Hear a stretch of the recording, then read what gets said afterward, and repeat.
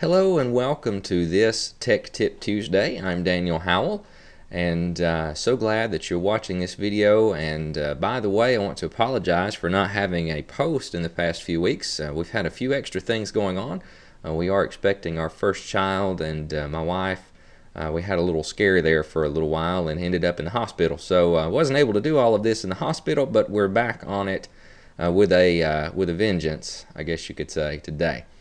Wanted to finish my my three-part series that I had on using Google Reader to keep track of your favorite blogs and newspapers and things. I'm showing you how to subscribe to things, showing you how to use it even to subscribe to the Google Listen feature, so that if you have Listen on your Android phone, you can manage your subscriptions by using Google Reader. Now, one more thing that makes this neat, or a couple things actually, I wanted to share with you today. And the first one is folders. Now, this is the actual Reader account that I use.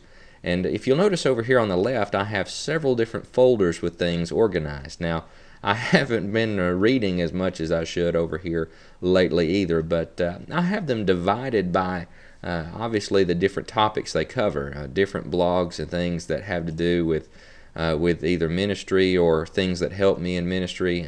I have in their own folder. Listen subscriptions, so they're all the podcasts, so I see what's available there. Other blogs I follow just for fun. There's only a couple of those because evidently I don't have enough fun. Nonetheless, technology related blogs and things, and then also news, and so I have a few different news feeds subscribed to there. Now, the way to set this up is very simple actually, and what we want to do is come back up here to our settings tab and go to Reader Settings. And notice there's a subscriptions tab here. We're going to click on it, and then we have a list of all the different blogs that are right here. Now, I have one or two that I don't have as part of something. For instance, Joey Sparks' blog right here. Hey, Joey, you haven't posted in a while. You need to get on that. Nonetheless, he's not in a folder right now. Now, I can either add him to one of these folders, or I can hit New Folder and create a new folder there, which I don't want to do at this point.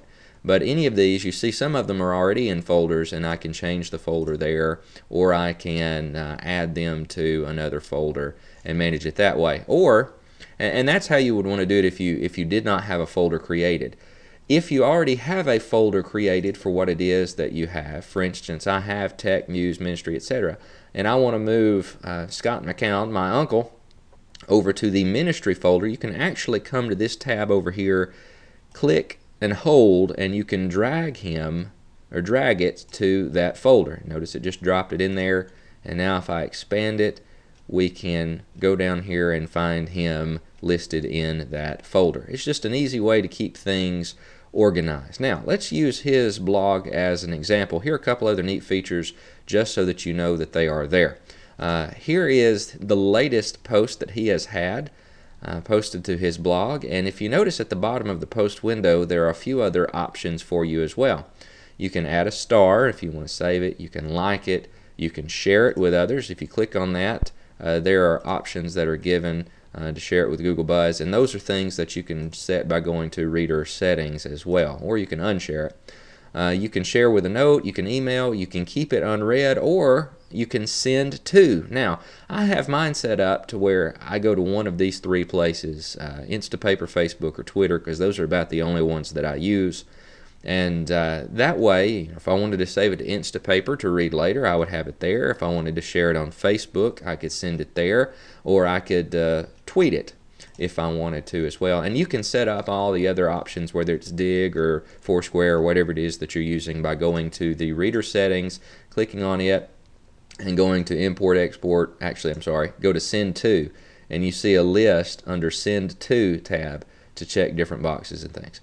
Well, that's about all I have on Google Reader for right now. Maybe we'll look at it a little bit more in the future, but this ought to at least get you started on all of these things. Next week, I hope you'll come back and join us. I have some other reading software that I've come across that is FREE free that you might like if you like to read PDF documents and want to be able to make notes in them and things of that nature.